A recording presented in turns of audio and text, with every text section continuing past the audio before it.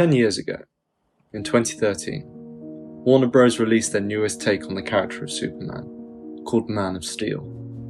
Named as such most likely due to the success of The Dark Knight, the first Batman movie without the word Batman in the title. The Dark Knight trilogy is known for its grittier, more realistic and nuanced take on the superhero genre, thus creating a Superman movie in the same vein. Hot off the heels of the Dark Knight trilogy, Christopher Nolan wasn't enthusiastic about directing more DC projects and spin-offs. However, he knew the task was a huge undertaking and required a director who could handle this take on Superman. He would still produce the movies, but he suggested a different director, Zack Snyder. Zack Snyder had previously handled comic book movies such as 300 and Watchmen, both very stylized and unlike any movies that had come before. When watching Man of Steel 10 years on, it's quite surreal to see the quality and visionary prowess in comparison to a lot of superhero movies that come out today. That to the average viewer would not be able to even tell the differences in directing styles. Man of Steel is a movie which asks the question, what if Superman were to exist in the real world? And explores the difficulties of a superhuman man trying to coexist with mankind, as well as the personal difficulties of Clark Kent trying to figure out his place in the world. The movie clearly represents a story of more than just a generic goofy superhero romp, but tackles a deeper meaning, challenging the audience to think and not just to observe.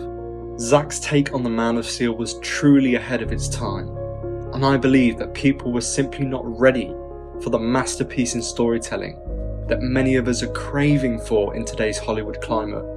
While The Dark Knight's grittier movies were a resounding success, what was also beginning to be a success was the new Marvel formula. Superhero movies that didn't take themselves too seriously, with a lot of slapstick comedy and simple storytelling themes. So when Man of Steel released, and the movie was more than just a guy saving a cat out of a tree, audiences were quick to dismiss it, and it was not the box office success it should have been. When watching Man of Steel, you can see this was a movie that attempted to redefine the character of Superman. Much like Tim Burton had done with Batman, gone with the pows and zaps, in comes the gothic vigilante who strikes fear into the hearts of criminals. And now in 2023, we can't imagine a different tone to the Caped Crusader. Man of Steel is often criticised for lacking the hope that Superman is known for. And when I see people saying this, I think to myself and question, have they ever seen this movie? That's what this symbol means. The symbol of the House of El means hope. Embodied within that hope is the fundamental belief in the potential of every person to be a force for good. That's what this movie represents. Hope. Hope for people who need it. Hope for the people who feel like they don't belong. Hope for the people who believe they will be cast out if they become the person they truly are. This movie is more than Iron Man flying around listening to AC/DC. It's more than Thor flying around on his hammer pretending it's a witch's broom. It's a movie that represents a chance to be better, to face your fears head on. And when you find yourself in a difficult position, you have to make difficult choices. There is a reason this movie is discussed 10 years on from its release. People believe in Henry Cavill's Superman. People believe in Zack Snyder's vision. People believe in the House of El. Biblical imagery included in the movie just shows what the movie represents. Superman is a Jesus-like figure. He is on earth to help people, to save people, and I encourage everyone to rewatch this movie with a different lens, and not to think of this as the Hollywood machine trying to print money. This is art. This movie has a soul.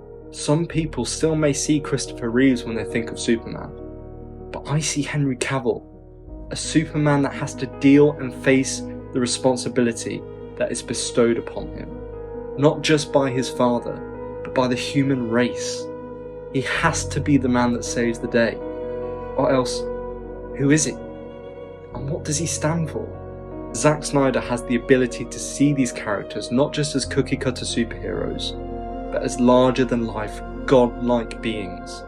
Because as humans, we cannot fathom, in a real-world situation, what the existence of superheroes would mean for us as a society.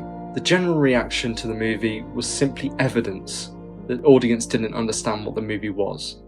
Zack could see this, and he told us in Batman v Superman, people hate what they don't understand. But they see what you do, and they know who you are. You're not a killer. A threat.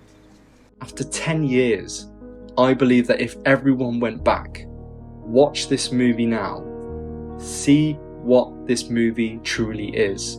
Not only is it a redefining story for the Man of Steel, but it's a message for everyone to sometimes look at situations through a different lens.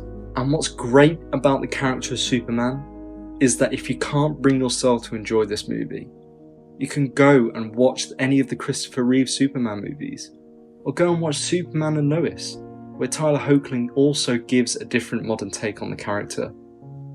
Unlike a movie like The Last Jedi, where there is only one linear story that you can't reboot. But that's a different video for another time. But don't feel like you have to go out of your way to hate on Man of Steel, simply because you don't understand it. Whenever I go to my cinema now to see the next installment of the MCU, or the Frankenstein franchise that is the DC universe, I nearly wither away in disappointment as I see the same movie, rehashed and repurposed, simply because it was previously successful at the box office. However, people are starting to see the cracks in the foundation. The MCU is spread so incredibly thin, it lacks the magic superhero movies used to have. It lacks the feeling that a superhero movie was an event, not just a trip to the cinema. Unless people are watching, the money printing machine is slowly dying. Superhero movies lack the creativity it once had, and movies like Man of Steel are now too risky to make. Yet it's interesting to see the box office trajectory since Zack left DC. I also find it interesting to see that the new head of DC's first outing with the company didn't quite go as planned, with the box office bomb that was The Suicide Squad. Yet he was handed the reins to the DC universe. So remember kids, it's okay to make a slapstick superhero movie and lose loads of money, but it's not okay to be creative and nuanced and make the money DC can now only dream of. 10 years on, and we have still yet to see a DC movie that took a risk and represents more than just a guy in a cape. Perhaps with the exception of The Batman, which while fairly good, a 3-hour solo movie makes it quite the task to get through on a rewatch. If the superhero genre is to endure, movies like Man of Steel should be embraced and not feared. And we now watch superhero movies that become more diluted with each installment. Man of Steel is truly peak cinema, yet there are many who don't understand its significance and are too close-minded to see what a superhero movie could be.